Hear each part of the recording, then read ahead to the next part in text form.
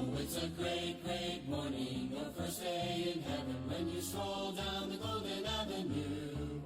There are mansions left and right, and you thrill to every side, and the saints are always smiling, saying, how do you do? Amen. Good morning po sa ating lahat and happy Wednesday morning. Ito po yung lingkod, Pucho Jong, and from CBBC Singapore Outreach Gospel Ministry ng CBBC San Pedro Laguna under the leadership of our pastor, Dr. Ed Lauren. Amen. Welcome po muli sa ating pong morning live stream. Okay, so bago natin mapakinggan ang salita ng Diyos, tayo po muna ay magbukas po sa panalangin. Let's bow our heads in prayer. Father in heaven, Lord, we bless you. And thank you, Lord God, once again for your faithfulness. Thank you for the good night rest. And thank you, Lord God, for this brand new day that is upon us. Thank you, Lord God, for giving us the opportunity to start to try to, Lord God, by hearing from your word, by studying from the Bible. I pray, Lord God, that you would bless today's message. I pray also that you would bless your people that will be joining this live stream. You know their heart's desire, Lord God, and I pray that you would bless them with the message.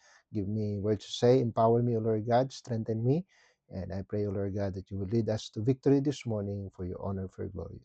In this name we pray. Amen and amen. All right. So for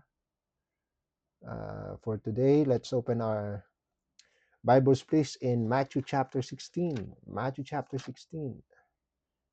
Kayo po ay nanonood ng Baptist Copy. And buksan po natin ating mga Bibles. Matthew 16 in verse 18. Matthew 16 in verse 18. Okay, sabi po dito, and I say also unto thee that thou art Peter, and upon this rock I will build, sabi ng Panginoon, my church. The gates of hell shall not prevail against it. No, and I say also unto thee, thou art Peter, and upon this rock I will build my church. I'd like to speak about the subject this morning. Where is the Baptist Church in the Bible? Where is the Baptist Church in the Bible? All right, tayo po muna manalangin at humingi tayo ng gabay ng Panginoon. Father in heaven, Lord, we bless you. Thank you for the passages we have read. Thank you for your word. Bless us now, Lord God, as we give time for this study. Be with us, O Lord God. Speak to us and use the message to encourage your people for your honor, for your glory. In Jesus' name we pray.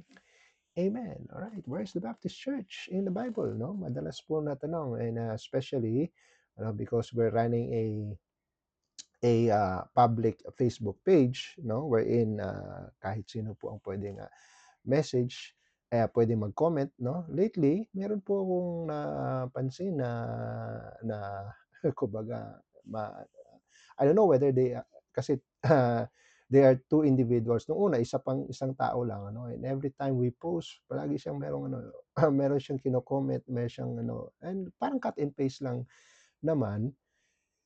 And hindi kami I purposely not engage with that individual kasi hindi naman tayo naniniwala na kumbaga meron tayong mapapala kung makikipagtalas-tasan tayo sa sa comment section, di ba?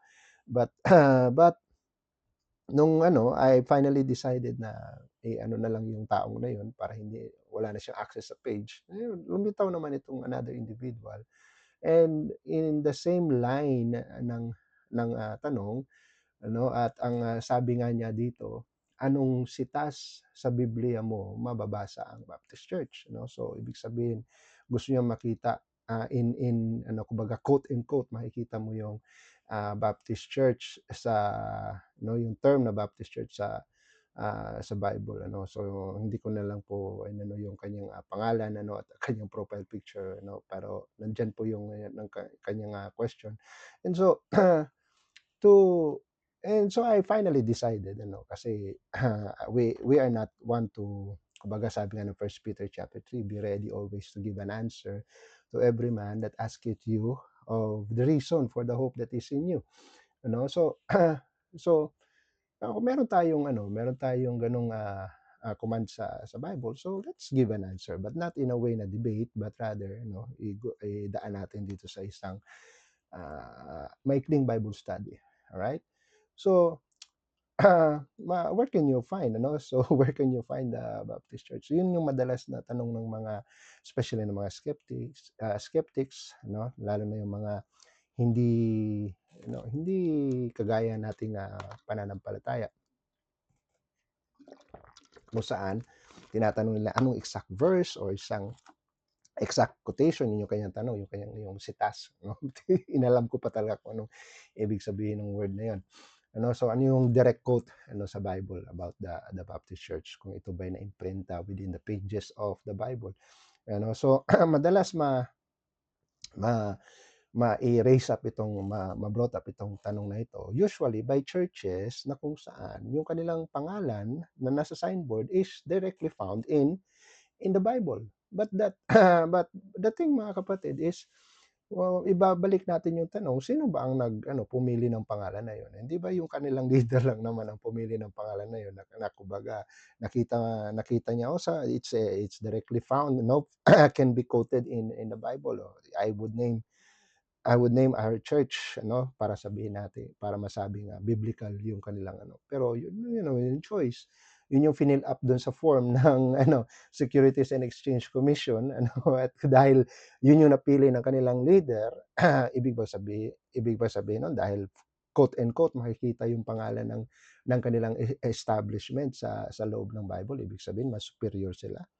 Like for example, ako pinagtabi, my name is Jonathan. The name Jonathan is found in the Bible, at pinagtabi ako sa isang sa isang tao may pangalang Emilio, no? For example lang, which is hindi makita sa Bible. So, ibig sabihin no na mas magaling akong tao kasi pinili ng parents ko na ipangalan akong Jonathan, which is can be found in the Bible. Tapos mas lamang ako in character and personality kaysa kay Emilio kasi siya ay hindi nakikita sa Bible, wherein, di ba, hindi naman niya kasalanan na yun yung pinangalan sa kanya ng parents niya, di ba?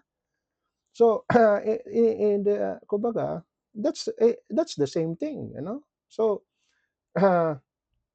pero historically, kung natin, kumbaga, alam na natin yung ating, yung ating sequence of answers pagdating diyan. Pero kung but I would like to give a different approach, Kasi historically, 'pag sinabing, church, usually kung anong pinapangalan sa church na yon is directly defined by by their doctrine and practice. Let's say for example, kaya tinawag na Methodist Church kasi yung doctrine and practice nila is Methodist. 'Di ba? Doktrinang Methodist. Kaya sila Presbyterian Church. Why? Because their doctrine and practice is Presbyterian. 'Di ba? Kasi kaya Presbyterian Church. And so ganoon din. Sa atin as a Baptist church, why we name our church as Baptist because our doctrine and practice is aligned with with being Baptist. Di ba? So gano'n lang po 'yun. Kasi alangan namang, kaya nga minsan hindi tayo sang-ayon na pagkapangalan ang pangalan ay Baptist and then ang doktrina at ang practice is iba naman, 'di ba? So, so do'n tayo kasi yung practice, yung doktrina ay hindi identified do'n sa pangalan ng, kanilang church. But then again, the word of God is nandito ang word of God para ma-anchor tayo against this deceptive kasi madalas naman nagwo-work itong tactics na ito pag sinabing yung pangalan namin makikita sa Bible kasi sa isang bagong mananampalataya na alam yung kanyang pinaniniwalaan pero alam mo yun kamot ulo siya kapag kapag tinanong saan sa Bible makikita yung pangalan ng simbahan ninyo so usually wala siyang usually kapag ang tao wala pang gaanong napag-aralan kamot ulo siya at wala siyang maisagot and so kaya siya natatangay ng mga ganong klaseng tanong, 'di ba? But then pasalamat tayo that we have the word of God, that anchors us against these deceptions, against this deceptive wind ng human doctrine. Sabi nga ng Ephesians chapter 4 in verse 14. Ephesians chapter 4 in verse 14. Okay? Ang sabi po dito, that we henceforth be no more children, tossed to and fro and carried about with every wind of doctrine by the sleight of men and cunning craftiness whereby they lie in way to deceive. So, usually, yung mga batang Kristiyano talaga ang natatangay ng mga ganitong klase ng mga tanong, no? But pasalamat tayo, no, that we are kumbaga we are given pastors and teachers, no, for the perfecting of the saints para mag-mature ang mga ang mga members, 'di ba? Para ma-involve sa ministry for the edifying of the body of Christ, no, to we all come, no, to the unity of the faith and of the knowledge of the Son of God unto a perfect man, unto the measure of the stature of the fullness of Christ. Ano, pasalamat tayo that we belong to a church na concerned sa ating sa ating spiritual and doctrinal maturity, para hindi na tayo, that we be henceforth no more children, para hindi na tayo maging mga batang Kristiyano na umaga walang alam sa Biblia, no, kaya natatangay ng iba't ibang mga turo, no. Kaya pasalamat tayo meron tayong program such as discipleship na kung saan, no, tinuturo sa atin yung tamang doktrina, yung tamang katuruan ng Bible, ano. Kasi yun yung purpose bakit may church, no. Sabi nga ng Acts chapter 20, we have to be reminded, no, that that glory belongs to the church. Amen. Na pinurchase mismo ng Panginoon with His own blood, no? Sabi nga dito sa chapter 20 in verse 28 ng Acts, take heed therefore unto yourselves and to all the flock over the which the Holy Ghost had made you overseers to feed the church of God which He had purchased with His own blood. No, wag tayong patangay, you know. Wag tayong patangay porque pinili na yung kanilang pangalan na makikita sa Bible, and then 'di ba? And then they would claim it as their own, so this devotion, mga kapatid, is to expose yung how to say this erroneous na reliance, sa signboard title, at para mapakita natin kung ano ba talaga yung blueprint, blueprint ng church. So ang tanong, makikita ba yung Baptist Church sa loob ng Bible? Not by name, but by the blueprint. Amen? By the pattern, okay, na kung saan pag-aaralan natin ngayon. Unang-una, let's look at the preparation, under God's authority.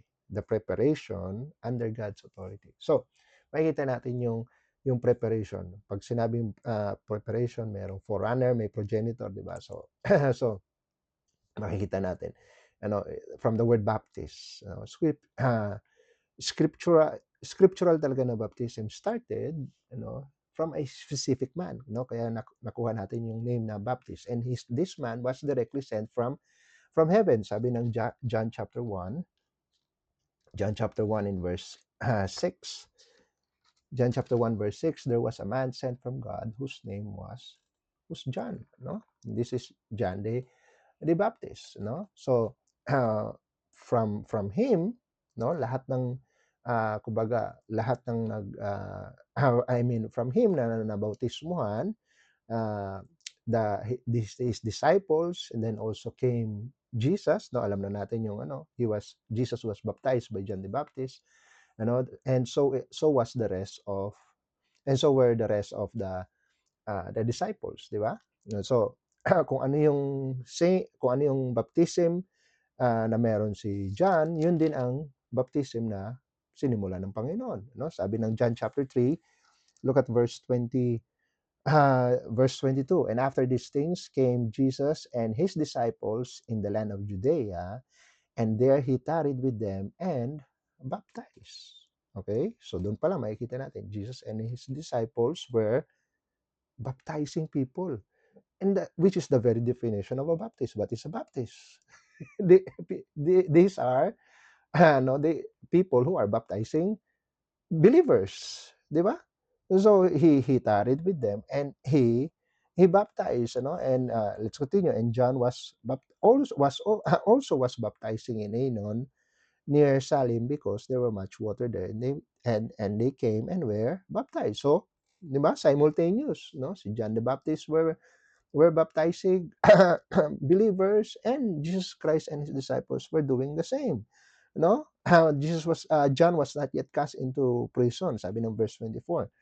And there arose a question between some of John's disciples and the Jews about purifying. Look at verse 26. And they came unto John and said unto him, no, pumunta sila kay John the Baptist. And sabi nila, Rabbi, he that was with thee beyond Jordan, referring to Jesus Christ, to whom thou bearest witness, ano, na kumbaga, siya yung dineclare na, behold the Lamb of God. Ano? So, to whom thou bearest witness, behold, the same baptizeth, and all men came, and all men come to him. Di ba? And so, parang, Rabbi, ano, sabi nila kay John the Baptist, ano, yung binautismuhan mo doon sa Jordan, ay nagbabaptize na rin at lahat ng tao sa kanya na pumupunta. Ano? And kaya nga sabi niya all men come to him, no? Hindi na sila sa atin kundi doon na sa kanya na punta. Kaya nga doon natin nakuha sa ano and then to the succeeding verses makikita natin sa verse 30, no? Yung kataga ni John the Baptist na he must increase but I must decrease. Ano? Kasi ano lang naman siya na kumbaga he's just the forerunner, no? He is just the friend of the bridegroom, no? Na kung saan siya yung he will just pave the way, he will just prepare the way, you know. So makikita natin so nung si no, Panginoon nagbabautismo kasama ng kanyang mga disciples, 'di ba? Sabi pa nga dito sa chapter 4, in verse 1, when therefore the Lord knew how the Pharisees have heard that Jesus made and baptized more disciples than John. 'Di ba? Because the Lord knew, you know, na kumbaga no na that they have that the Pharisees have heard, no, na mas marami ng converts no, itong ating Panginoon. At meron pang disclaimer dito sa verse 2, though Jesus himself baptized not but his disciples, which is kumbaga it's all the same, kasi para bang which is kumbaga wisdom nga para sa Panginoon, no, para wala namang kasi yung mga tao nga ay na na na na tawag dito, na nag-divide na nga sa kanilang sarili because of the baptism, no, nung panahon ni Paul. I am of Paul, and I am of Apollos, di ba? No, nabaptize ako ni Paul, nabaptize ako ni Apollos, follower ako ni Paul, follower ako ni Barnabas or ni Apollos, di ba? So nung time na nga yun, nagdi-divide na sila. So how much more kung ako baptize baptize ni Jesus. So ikaw baptize ka na ng mga disciples, so mas lamang ako sa iyo, no? So wisdom 'yun ng Panginoon para hindi magkaroon ng division. So ang mga disciples ang nabaptize, but nevertheless it was credited to him, 'di ba? Sabi ng sabi nga ng verse 26 sa chapter 3, behold the same baptize and all men come to him, no? So kumbaga sa mata ng mga tao, alam nila na these people are baptizing people, this group is baptizing people, no? Jesus and the disciples, and so with that knowledge, mga kapatid, nung nagsabi ng Panginoon sa Matthew 16 verse 18, I will build my church, no? And sa Matthew chapter 18, nag-practice na sila ng church discipline, di ba? So, makikita ninyo, you know, when Jesus called out and assembled the first members of the first members of the church, di ba? Kasi yun yung meaning ng church, yung meaning ng ecclesia, di ba? Called out and called out assembly, no? So when he called out and assembled, di ba, the first congregation of disciples, at anong programa na meron sila? 'Di ba? They were baptizing, but sa next point pa pala yun, okay? But yun nga, yung identity ng pagiging Baptist, no? Was heavenly, 'di ba? And so that's why tayo na mananampalataya, no? We must submit ourselves sa programa ng Panginoon, you know? So, makikita natin ano, sa Acts chapter 1 in verse 22, Acts chapter 1 in verse 22, sorry, I was getting ahead of myself, no? Sabi dito sa Acts chapter 1 in verse 22, beginning from the baptism of John, no, under the same day that he was taken up from us. So makikita natin, all of the disciples, no, were baptized by John, no? That's how they were started, no? So makikita natin, that yung itong mga bagong tatag ng mga simbahan, no? They have they have zero power, no, to para mag-manufacture sila ng spiritual credentials just because of the name na binigay nila sa government. 'Di ba? It's always been the gospel, mga kapatid, no? It's always been the gospel, no, na pini-preach ng ano na yun yung ano natin, no, kung ano yung sabi ng Bible. Sabi nga ng Galatians chapter 1,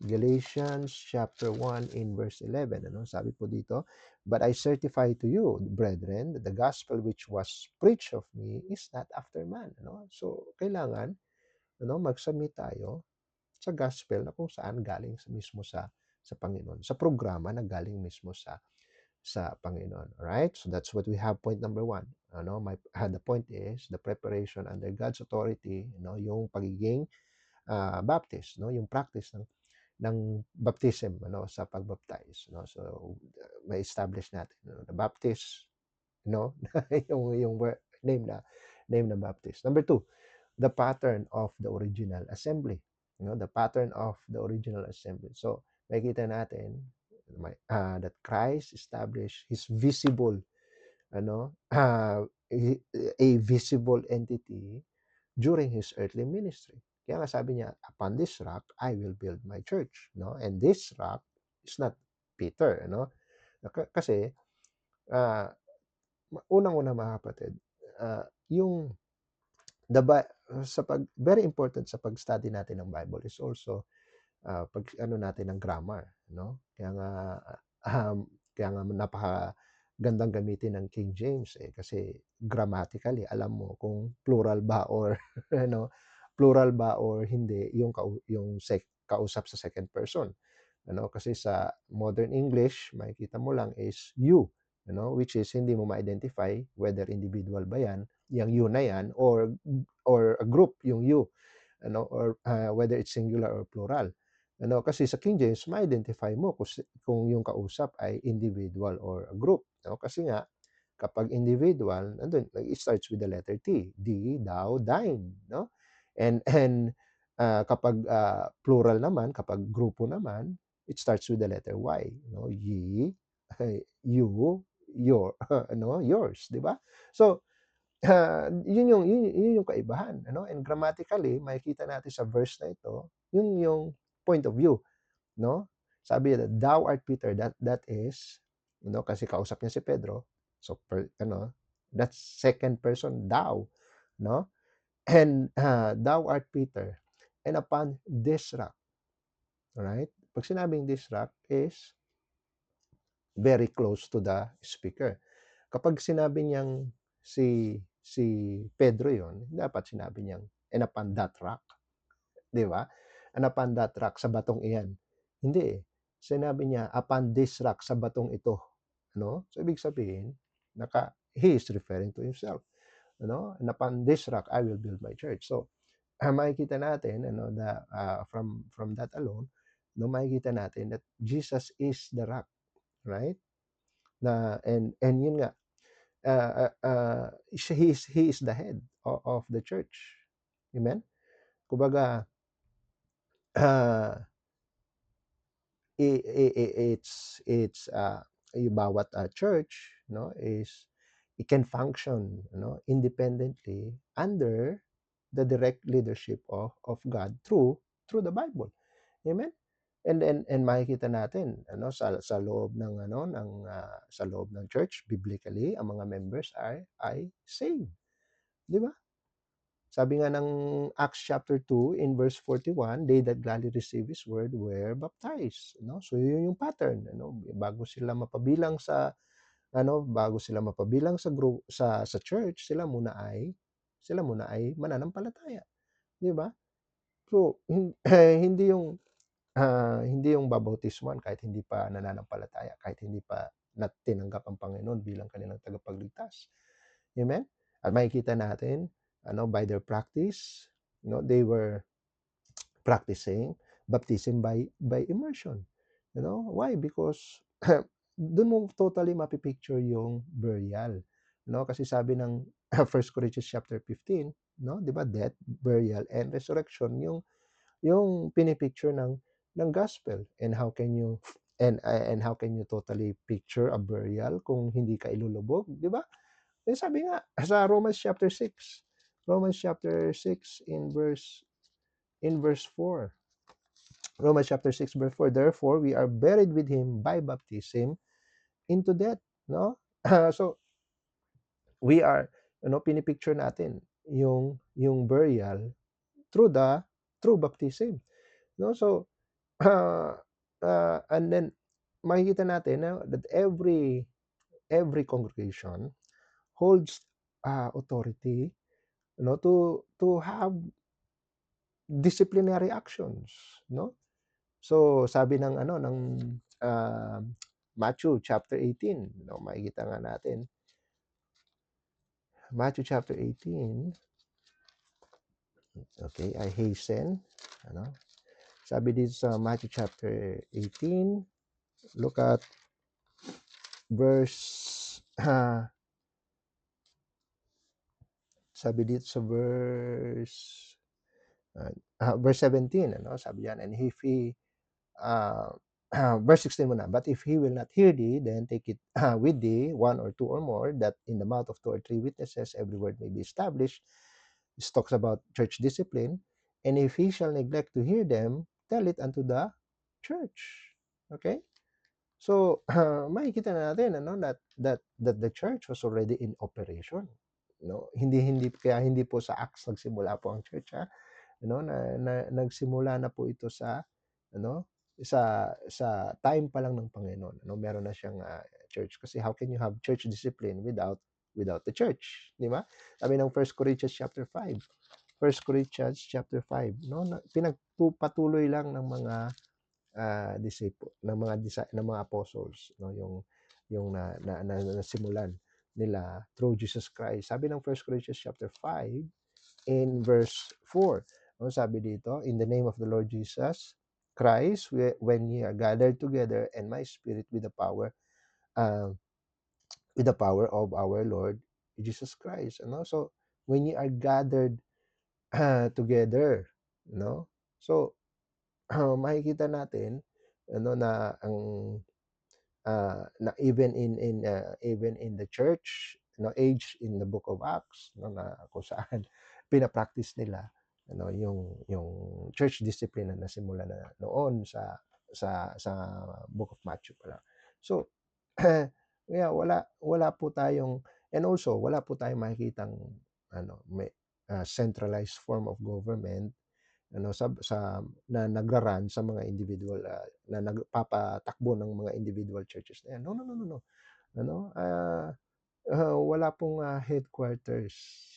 Amen. So ang head ng body, is Christ, sabi ng book of Colossians chapter 1.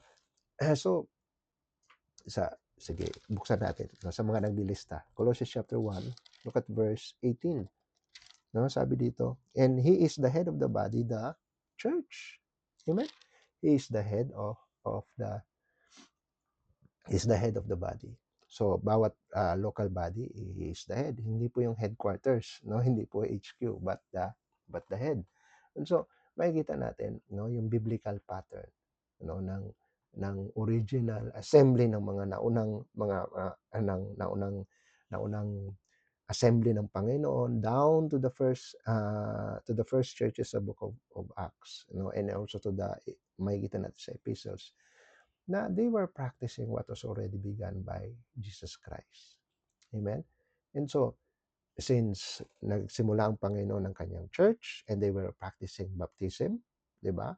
And makikita ninyo na ito ay, kumbaga makikita ninyo yung pattern, ano, na kung anong sinimulan pinagpatuloy, alright? And so, point number 3, besides the, besides the preparation and besides the pattern, makikita natin yung promise.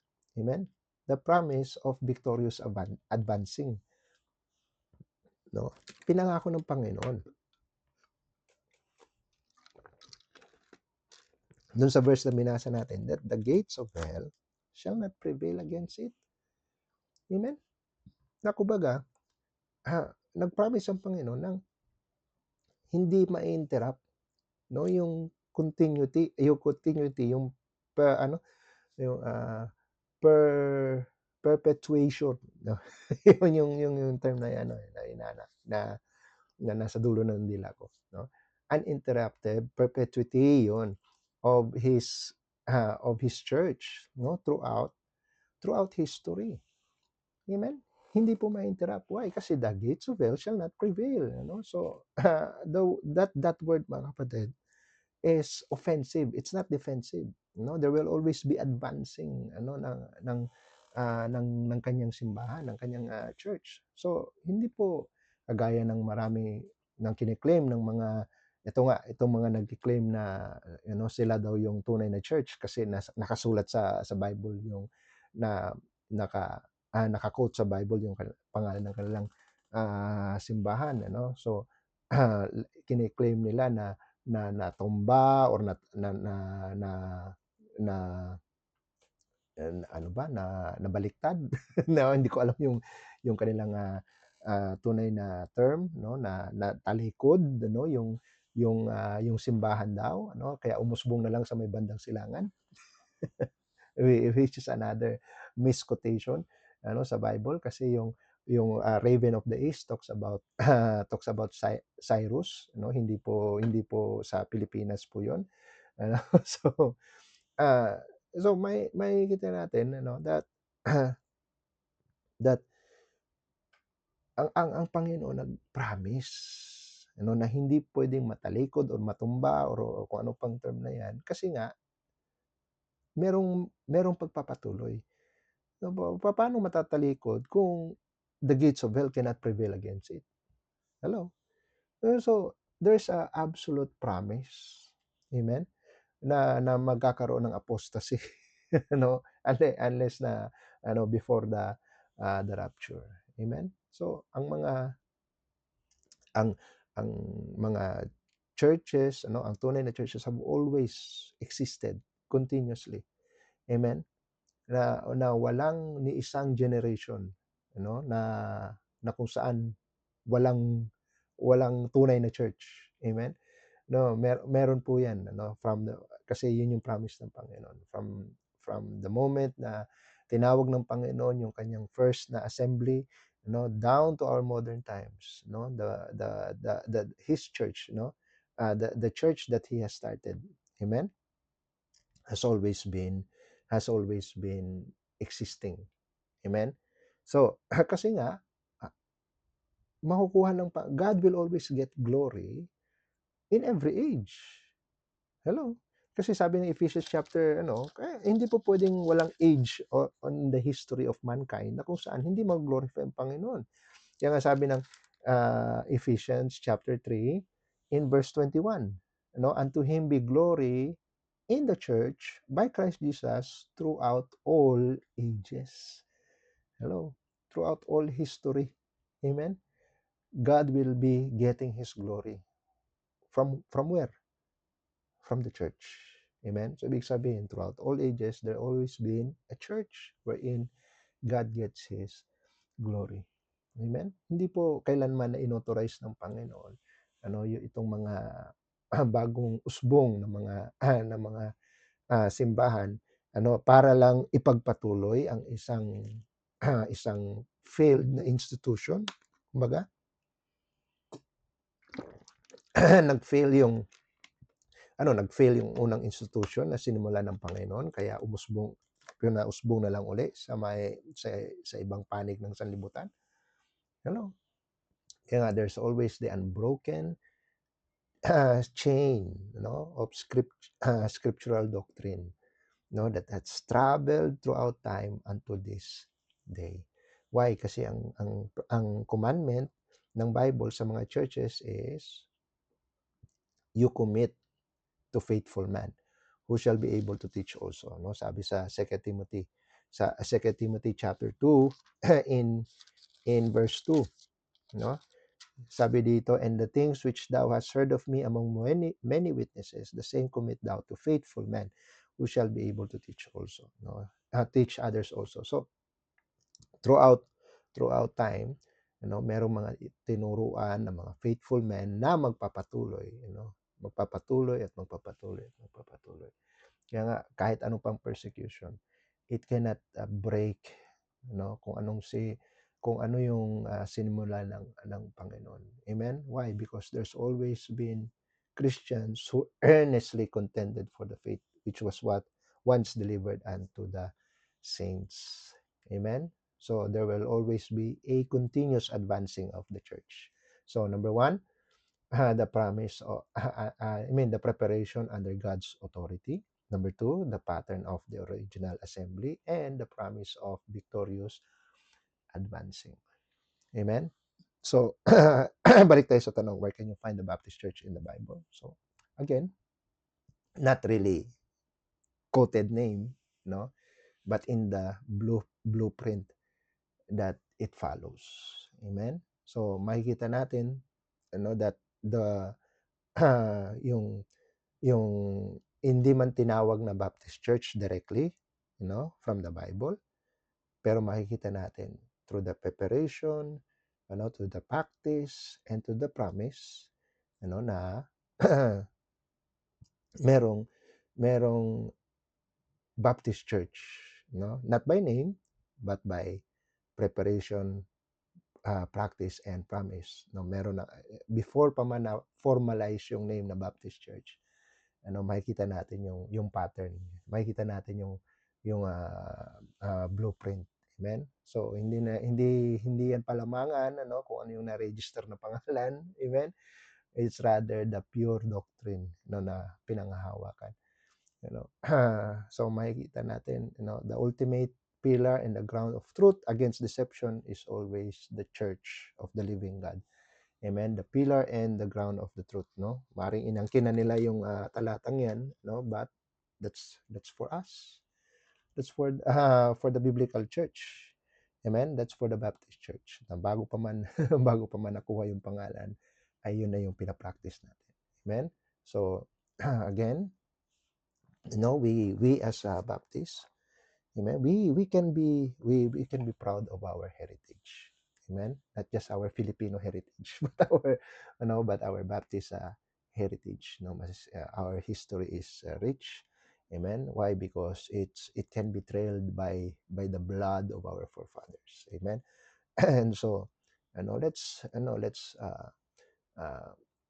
let's align our life, to the local, visible New Testament, assembly na noon pa man already stood firmly to the uncompromised teaching and doctrines of the Word of God. Amen. So pasalamat tayo. Na isa yan sa mga preserve ng Panginoon. Amen. I hope that our study, meron ka tayong study na ginanap ngayong umaga. It helps us, amen, to understand, where we come from. All right? So tayo po ay manalangin. Let's bow our heads to prayer. Father in heaven, Lord, we bless you. We thank you, God, for once again refreshing us, Lord God, about church history and how we stand, Lord God, with the Bible. And thank you, Lord God, that it's always the church, your church, Lord God, has always been there throughout all the ages. And nothing that the devil and the world has done to be able to, Lord God, to overthrow it.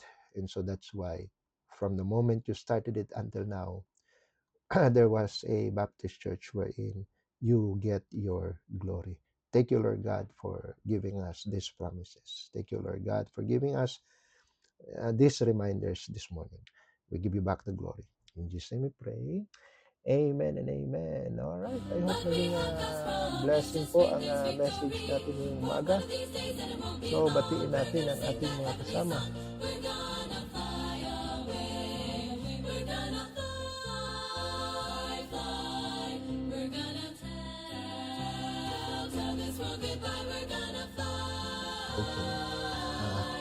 Okay, so we have Ma'am Jean Aguirre. Hello po, good morning. Also kay Ma'am Mary Jane Ramirez. Hello po ma'am, good morning. Thank you for joining. Sister Laila Escasuda, Sir Rafi Maluto. Hello po sir, good morning. Sister Jemima, good morning sa'yo. And also si Sister Grace, good morning. Sister Cathy, good morning. And also kay Sir Eric D. Salta, good morning po sa inyo. And also kay Sister Joffin, good morning. Sister Tere, good morning. Kay Ma'am Rosalie Garcia, hello po ma'am, good morning. And also kay Sister Shen, good morning. Sister MJ, good morning sa iyo. Sister Anlene, good morning. And Sister Jackie is also with us, good morning. Amen. Sister Laila, good morning sa iyo. Sister AJ, good morning. Sir Jovit Serenas, good morning sir. Thank you po for joining. Kay Ma'am Lolit Maristanes, good morning po ma'am. And also kay Ma'am Karen Doble, good morning. Also kay Sir Sakit ang Kamatuoran. And Truth Hurts, amen, good morning po. Thank you for joining. And also kay Sir Jacob Martin, good morning po. Thank you for joining. Kay Sister LV, good morning. Sir Jabison, good morning. Also kay Sir Noel Rawadi, good morning po. Thank you for joining. And kay Sir Marlon Aguirre. So, dito po nagtatapos ang ating morning devotion. Members, magkita-kita po tayo mamaya sa Mission House for our prayer meeting. Doon po gaganapin. Amen. So, kung kayo ay free, 8:30 po tayo mamaya. Magkita-kita po tayo doon. Let's have a fellowship and listen to the word of God and pray together. Amen. So mamaya po yung nandito. Alright, so let's close in prayer. Tayo po yung mag-wakas po sa panalangin. Father in heaven, Lord, we bless you. Thank you, God, for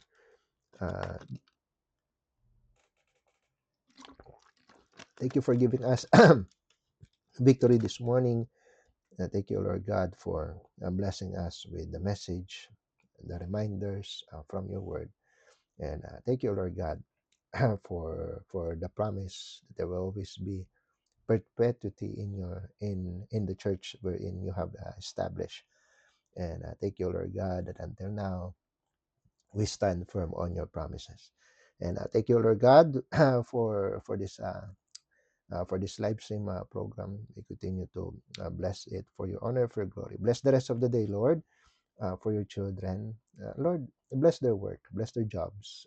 May they have always a good relationship at work. And I pray, oh Lord God, for victory. Even for our prayer meeting tonight, Lord God. Bless us and send revival. And may you once again use your word to encourage and lift up your children. I pray also for our pastor who is right now in Mexico. I pray that you would use him mightily over there and continue to bless him with wisdom, with strength, and also bless the church in San Pedro together with its mission, with their missions and outreaches. Thank you, Lord God, for the blessings that we have received today. We give you back all the glory and honor. Thank you for the privilege you give your servant. Lord, forgive us our sins. And all of these things we ask. In Jesus' name we pray. Amen and amen. Alright, thank you for joining. Magkita-kita tayo sa Friday for our next morning devotion. God bless you all. We are dismissed.